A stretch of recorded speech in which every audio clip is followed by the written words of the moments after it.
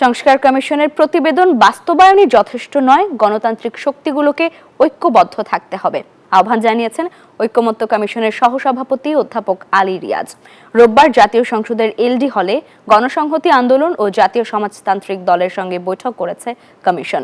সংস্কার প্রক্রিয়া টেকসই করতে জনগণের মতামত নেওয়ার উপর গুরুত্ব দেন দল দুটির নেতারা।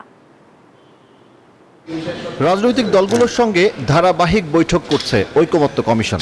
নেওয়া হচ্ছে সংস্কার কমিশনগুলোর দেয়া প্রতিবেদনের ওপর রাজনৈতিক দলের মতামত বা প্রস্তাবনা, যার মধ্য দিয়ে জুলাই সনদ প্রণয়ন করবে অন্তর্বর্তী সরকার। বান্ডেল থাকলে প্রতি সেনমানিতে টাকা বাঁচবে। বিকাশ সেনমানি বান্ডেল কিনে জিতুন প্রতি লেনদেনে। রোববার গণসংহতি আন্দোলনের নেতাদের সঙ্গে বৈঠক করে কমিশন। দলটির প্রধান সমন্বয়কারী জোনায়েদ সাকির নেতৃত্বে আলোচনায় অংশ নেন 7 সদস্যের প্রতিনিধি দল। শুরুতেই বক্তব্য রাখেন ঐকমত্য কমিশনের সহসভাপতি অধ্যাপক আলী রিয়াজ। জানান, রাষ্ট্রের গঠনতান্ত্রিক কাঠামো শক্তিশালী করাই কমিশনের মূল লক্ষ্য। শুধুমাত্র এই সংস্কার কমিশনের প্রতিবেদনগুলো বাস্তবায়নই যথেষ্ট নয়, সেজন্য দরকার একটি গণতান্ত্রিক রাষ্ট্রের কাঠামো তৈরি করা, গণতন্ত্রের চর্চা করা, গণতন্ত্রের শক্তিগুলোকে একত্রিত থাকা।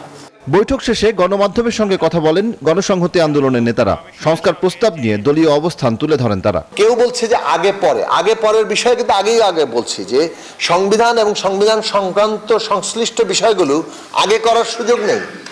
এটা জনগণের ম্যান্ডেট এবং মানে একটা সংসদ ছাড়া আপনি সংবিধান বদলাতে পারবেন না। এরপর কমিশনের সঙ্গে বৈঠকে অংশ নেন জাতীয় সমাজতান্ত্রিক দল জেএসডির নেতারা।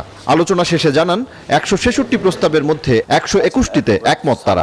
শুধু একটি জাতীয় সংসদ নির্বাচন এই সংবিধানের মৌলিক কাঠামো সংস্কার করতে পারে বলে আমরা মনে করি না।